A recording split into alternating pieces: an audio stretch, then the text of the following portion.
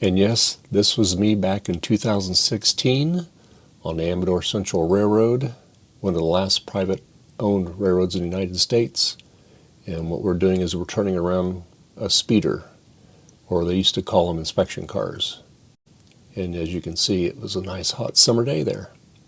And I don't participate anymore with the club. Life got busy, so I had to kind of part ways, but I can always join back anytime. But certainly had a lot of fun. Hi, this is Dave from Dave's Vintage Apple Tech. Although it's not about anything Apple related, we're going to do a little different format here today. As you can see, I am dressed up in my railroad outfit here. Amador Central Railroad, that is a little privately owned railroad around here in Amador County. I used to be part of it, but I'm not working with them anymore. But I still have my uniform. So anyway, what we're going to do is we're going to be working on this Lionel. This is from 1994. It's a TMCC, stands for Train Master Command Control, GP9 locomotive. This particular one is from 1994, and it's a great little locomotive. However, it does have some problems. I had an issue programming it because I'm kind of new to the TMCC stuff. I do use the cab 3 system, which I love it. It's really cool. It's all backward compatible, and this is what you call the granddaddy of all of them. Everything's all newer now, but anyway, yeah, so this has all kinds of neat little things on it. It's got rail sounds, it's got engine sounds, it's got a flashing strobe light, it's got electro couplers, it's got magnet traction. So yeah, it's got all kinds of neat little things. So anyway, the problem is it doesn't have very good crawl speed. So you really have to throw the power to it to get it to move, and the gears sound terrible. So I want to take the one of the trucks off here that's got the gears in it, because it's just got one drive motor on it, and take it apart and oil it up, because I see a lot of dry grease on it, and we want to get that taken care of. So yeah, so that's what we're going to do. So we'll be back in a minute. So on the table here we have this Lionel GP9, and I've never taken one of these things apart. So I'm kind of looking at it, and I noticed that there are 4 screws that go up through the body of it there. But on some of these, you just take 2 of the screws out and the shell kind of slides off. So what I'm doing is I'm taking the 2 front screws out here, and I'm kind of speeding this up a little bit, otherwise it would be a pretty long video. And the screws come out really easy, and I'm kind of pulling them out there. I'm just kind of tugging on it a little bit, and then I realize that, yeah, I'm going to have to take the other 2 screws out, which that is the drive-in that has the motor on it. That's what we need to work on. So I'm taking those 2 screws out,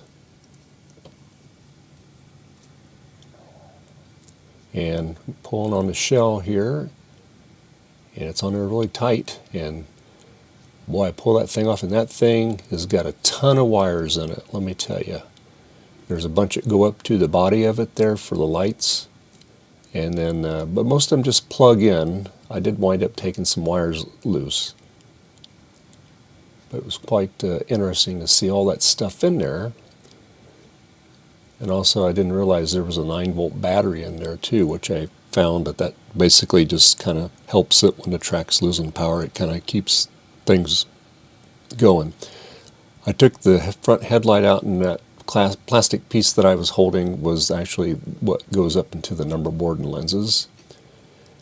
And now I'm just kind of looking at the bottom of it here, trying to figure out, okay, now how are we going to take that lower truck assembly off that's got the motor on it? So I'm kind of looking at it.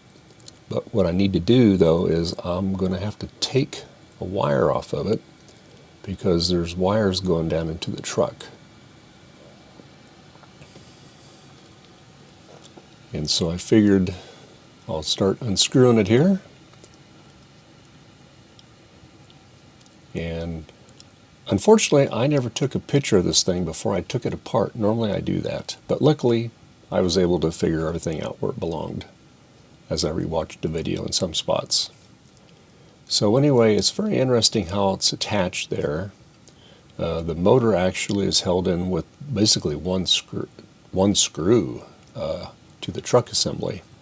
So I got the trucks off, and those things were just packed full of grease. These little gears right there that go inside the truck there, they were just, it was like concrete. Now I inspected all the gears. Now they're all metal except for a couple of them.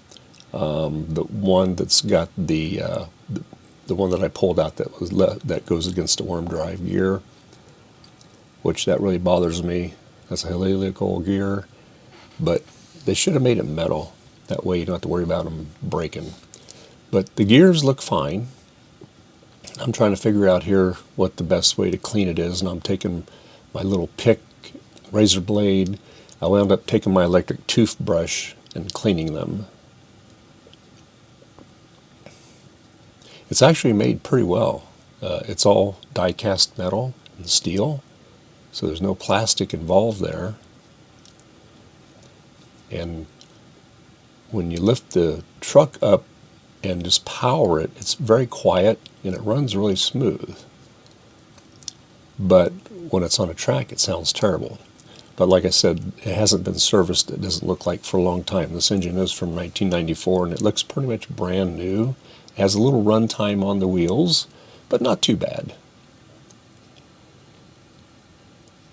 So again, I'm just working on this truck assembly, trying to figure out the best way. Now, ideally, I would have liked to press the wheels off of it, but they're pressed on, and that way I could have took and disassembled it a little bit more thoroughly, but as it was, I didn't have that. So I used razor blade and a toothbrush to clean in behind those gears on those wheels.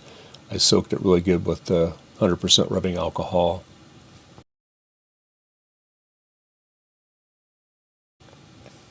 And there's the 9-volt battery. I'm putting a new one in it. Luckily I had one.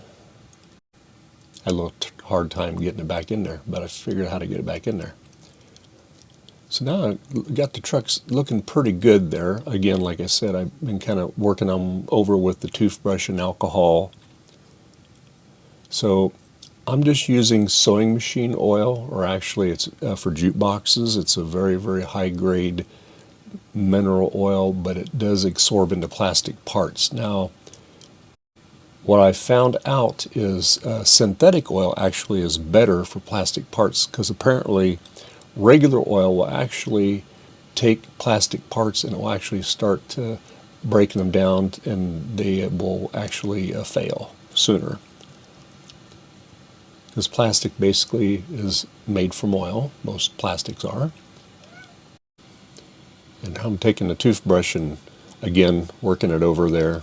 Some of it was off camera and some of it was on camera. But like I said, I had to really work that thing over. It was pretty grungy looking.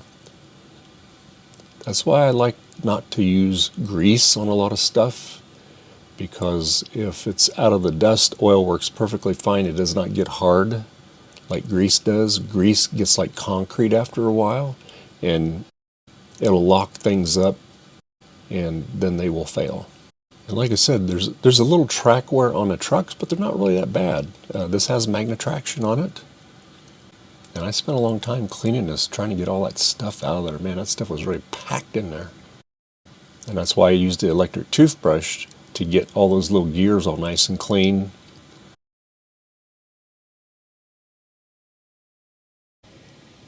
And I keep cleaning this thing. I probably would have been better off just to take some brake cleaner and sprayed the grease off of it, because that'll eat it off pretty quick.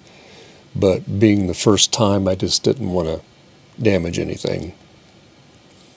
But like I said, this thing was so filthy, just unbelievable. The grease that was hard in there, that must have been original from back in the day when it was put together.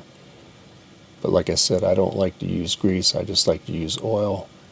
It's got a lot of advantages over grease.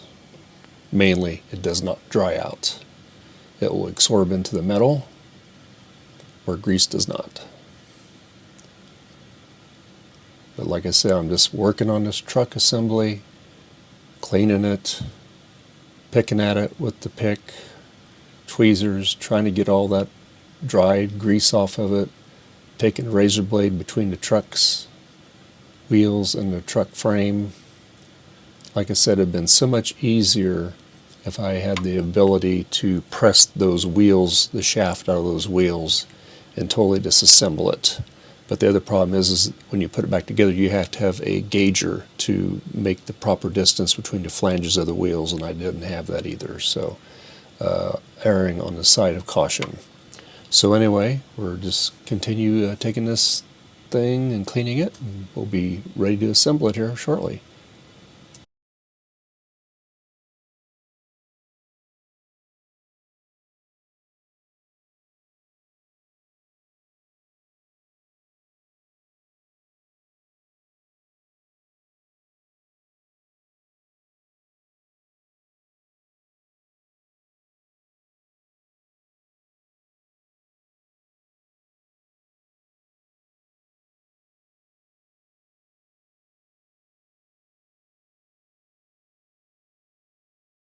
Okay, so we got the trucks all cleaned up. Now we're going to start lubricating them and getting ready to put it back together.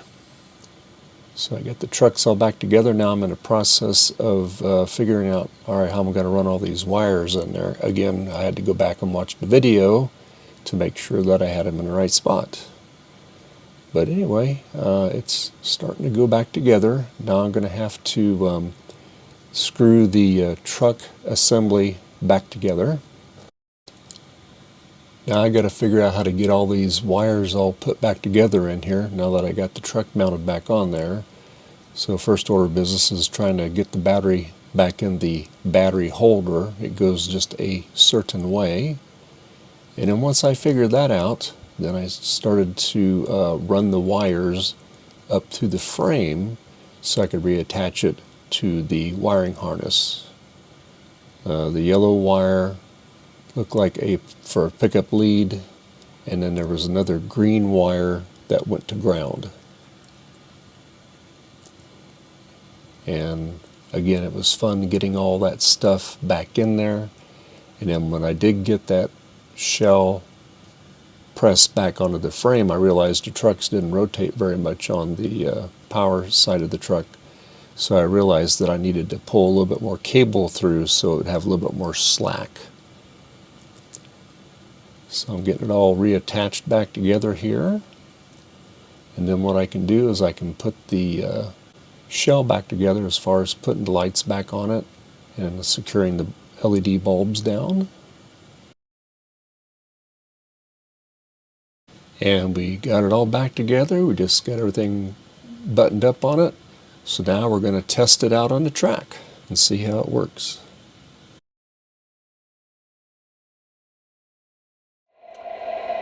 Okay, so let me turn the volume down a little bit here. There we go. So everything seems to be working fine with it. It's just like I said, the strobe light on top, I can make it turn on by using the steam control, which is silly, or I'll hit the no steam and the light goes off. And I tried all the other functions, turning the lights on, so it's got to be a program issue. But anyway, anybody that's got any suggestions, please let me know. I appreciate you getting back to me. But yeah, like I said, it does crawl a lot better than it did. So let me switch direction here. And we're going to hit number 2 here. And you can see how it growls a little bit there. And I think it's a transformer issue. Okay. And it does pick up speed. There we go. And we'll back it up here. And we'll bring it back this way here. And then, like I said, it does crawl onto.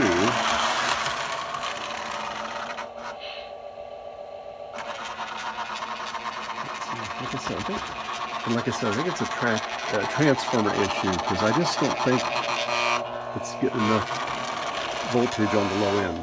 But you hit number 3 and it'll take off like a rocket. So anyway, so it works 100% better because it wouldn't crawl it at all. But like I said, the gears were all so bound up with grease and everything. It was crazy. Turn this down so you can hear me. So anyway, yeah, I had a lot of fun taking this thing apart. So we're going to put night night now.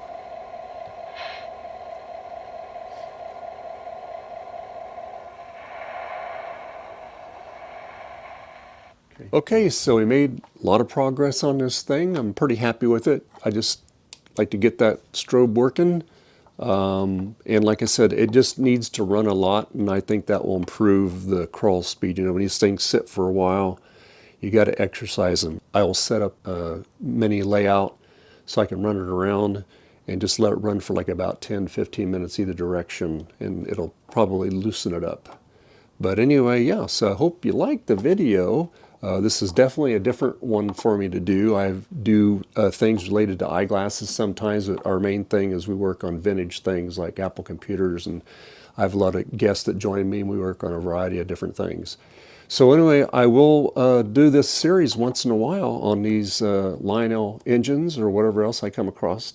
But yeah, please, in the comments, please let me know if you have any suggestions on how to make the strobe work.